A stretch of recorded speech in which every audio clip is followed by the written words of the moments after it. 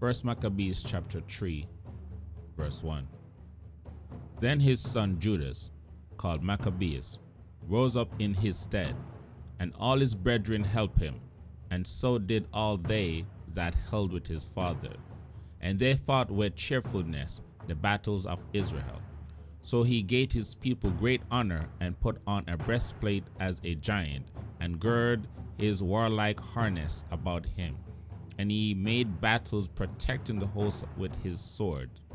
In his hack he was like a lion, and like a lion's whelp warring for his prey. For he pursued the wicked, and sought them out, and burned up those that vexed his people. Wherefore the wicked shrunk for fear of him, and all the workers of iniquity were troubled, because salvation purposed in his hand. He grieved also many kings, and made Jacob glad with his hacks, and his memorials is blessed forever. Moreover, he went through the cities of Judah, destroying the ungodly out of them, and turning away wrath from Israel, so that he was renowned unto the utmost part of the earth. And he received unto him such as were ready to perish. Then Apollonius gathered the Gentiles together, and a great host out of Samaria, to fight against Israel. Which thing when Judas perceived, he went forth to meet him. And so he smote him, and slew him. Many also fled down slain, but the rest fled. Wherefore Judas took their spoil, and Apollonius' sword also, and wherewith he fought all his life long.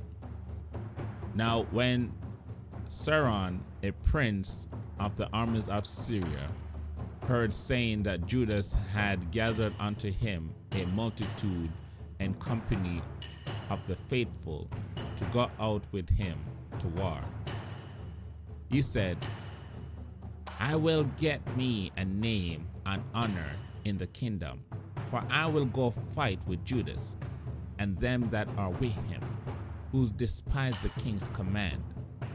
So he made ready and go up, and went with him a mighty host of the ungodly to help him, and to be avenged of the children of Israel. And when he came near to go up to Bethoron, Judas went forth to meet him with a small company, who, when they saw the hosts coming to meet them, said unto Judas, How shall we be able, being so few, to fight against so great a multitude, and so strong, seeing we are ready to faint with fasting all this day? Unto whom Judas answered,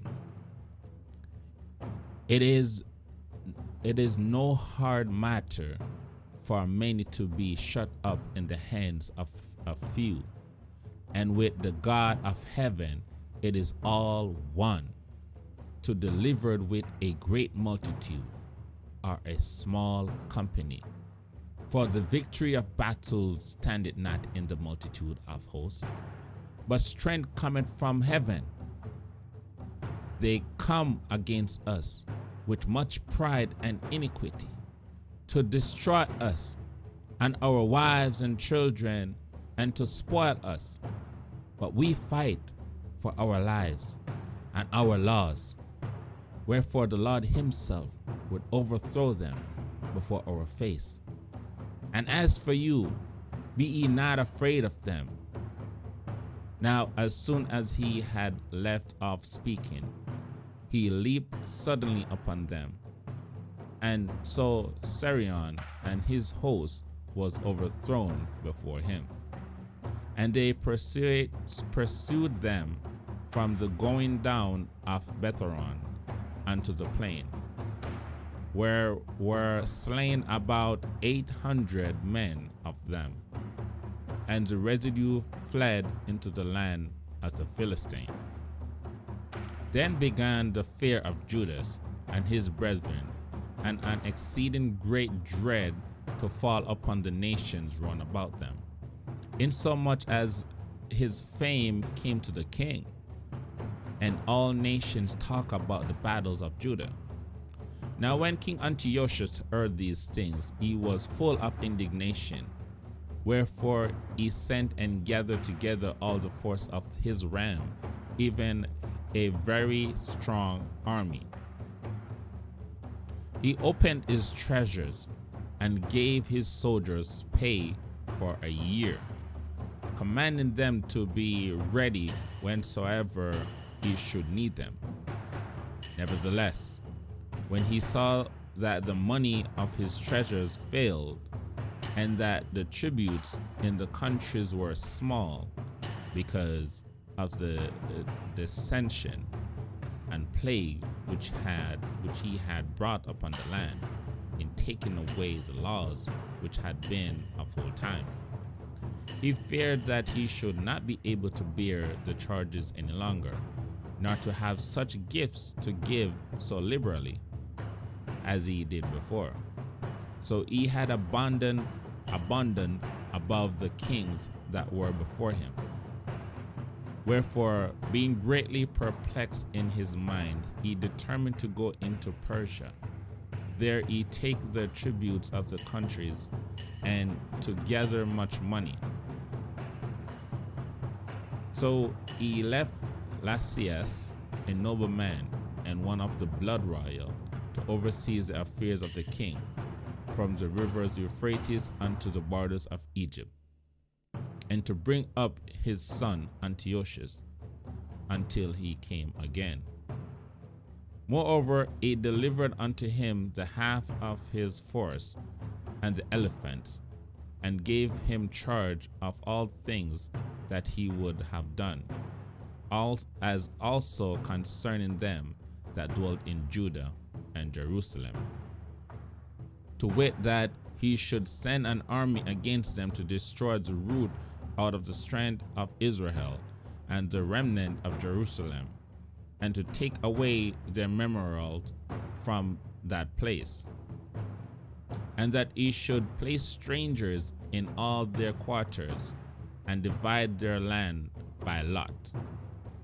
So the king took the half of the force that remained, and departed from Antioch, his royal city, the 147 years. And having passed the river Euphrates, he went through the high countries. Then Lysias chose Ptolemy, the son of Doremus, and Nicanor, and Gorgias, mighty men of the king's friend. And with them he sent 40,000 footmen and 7,000 horsemen to go into the land of Judah, and to destroy it as the king commanded. So they went forth with all their power, and came to pitch by Emmaus in the plain country. And the merchants of the country, hearing the fame of them, took silvers and gold very much with servants, and came into the camp to buy the children of Israel for slaves. A power also of Syria and of the land of the Philistines joined themselves unto them.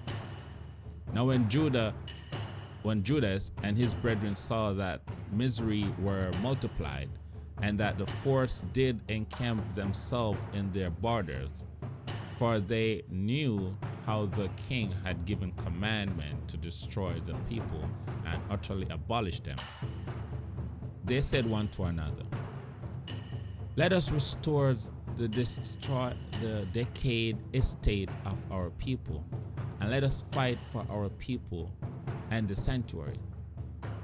Then was the congregation gathered together, that they might be ready for battle, and that they might pray and ask mercy and compassion. Now Jerusalem laid void as a wilderness. There was none of the children that went in or out. The sanctuary also was trodden down, and the aliens kept the strongholds. the heathen had their habitation in that place, and joy was taken from Jacob, and the pipe with the harp ceased. Wherefore the Israelites assembled themselves together and came to Mashpha over against Jerusalem. For in Mashpha was the place where they prayed aforetime in Israel. Then they fasted that day, and put on sackcloth, and cast ash upon their heads, and rent their clothes, and laid open the book of the law, wherein the heathen had sought to paint the likeness of their images. They brought also the priest's garments, and the first fruit, and the tithes, and the Nazareth they stirred up, who had accomplished their days. Then cried they with a loud voice towards heaven, saying, What shall we do with these, and whither shall we carry them away? For the sanctuary is trodden down and profane, and thy priests are in heaviness and brought low. And lo, the heathens are assembled together against us to destroy us, what things they imagine against us, thou knowest. How shall we be able to stand against them, except our God be our help? Then sounded they with trumpets and cried with a loud voice. And after this, Judas ordained captains over the people, even captains over thousands, and over 100, and over 50, and over tens. But as for such as were building houses, or had betrothed wives, or were planting vineyard, or were fearful, those he commanded that they should return, every man to his own house, according to the law. So the camp removed and pitched upon the south side of Emmaus. And Judas said, Arm yourselves and be valiant men, and see that ye be in readiness against the morning, that ye may fight with these nations that are assembled together against us to destroy us and our sanctuary. For it is better for us to die in battle than to behold the calamities of our people and our sanctuary. Nevertheless, as the will of God is in heaven, so let him do.